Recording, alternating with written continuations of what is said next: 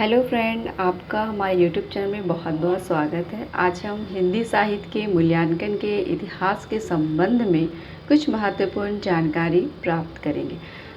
आज हम देखते हैं कि किसी भी साहित्य के मूल्यांकन में आप जब कोई भी साहित्य पढ़ते हैं तो आपको उसके इतिहास के बारे में अध्ययन करना बहुत आवश्यक होता है, क्योंकि किसी भी साहित्य या कोई भी आप लैंग्वेज पढ़ रहे हैं, अगर उसका पास्ट नहीं जानते हैं तो आपको उसके आगे फ्यूचर उसके बारे में डिटेल समझ में नहीं आएगा। तो इसीलिए किसी भी साहित्य के मूल्यांकन के इतिहास में हम उसके साहित्य को हम इस तरह पढ़ते हैं। देखिए, किसी भी साहित्य के मूल्यांकन में इतिहास की महत्वपूर्ण भूमिका होती है। तो इतिहास की जानकारी के अभाव में साहित्य के क्रमिक विकास को समझा ही नहीं जा सकता है।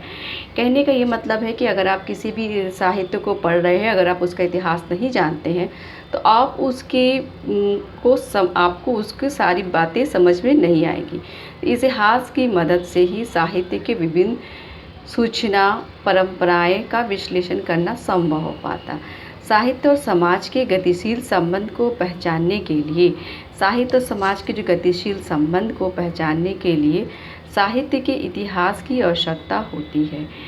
समाज जो है हमारा सामाजिक विकास, अगर समाज में कोई विकास या ह्रास की प्रक्रिया के साथ लोक जीवन संबंधित होते हैं, उसी तरह लोक जीवन के अभाव से संवेदना का गठन होता है। संवेदना सामाजिक गठन के साथ परिवर्तित होती है, परंतु साहित्य में यह प्रक्रिया बहुत सीधी और स्पष्ट दिखाई नहीं देती है। जिस तरह समाज में हर कुछ चेंज होता है तो वो चीज़ हमें समय के बाद ही पता चलता है कि इस चीज़ से या इस तरह के होने से इस तरह समाज में जो किसी तरह के बदलाव आए हैं तो उससे लैंग्वेज पर क्या असर पड़ा, ये हमें तुरंत पता नहीं चलता है, लेकिन धीरे धीरे हम इसके बारे में हमें जानकारी होती है।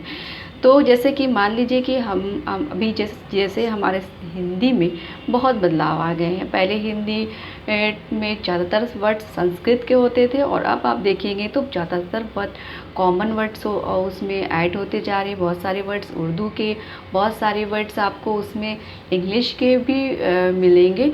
तो इस तरह से हिंदी में ये सारा कुछ बदलाव समाज के कारण ही हुआ है।